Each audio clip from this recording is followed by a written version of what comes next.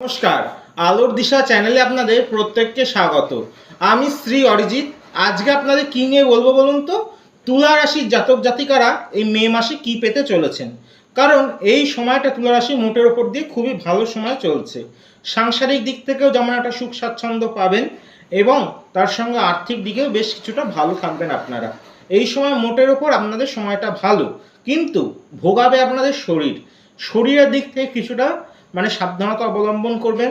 বিশেষ করে একটু ঠান্ডা লাগার ধাত আসতে পারে বা একটু শরীরে ব্যথা বেদনা বাড়তে পারে। অবশ্যই যাদের শনি নেগেটিভ অবস্থায় অবস্থান করছে বা শনির দশার উপর দিয়ে পাস করছেন বা শনি তার কত ডিগ্রিতে অবস্থান করছে বা শনির কোন দৃষ্টি পড়ছে আপনার কোন ঘরে, সেটা অবশ্যই দেখতে হবে।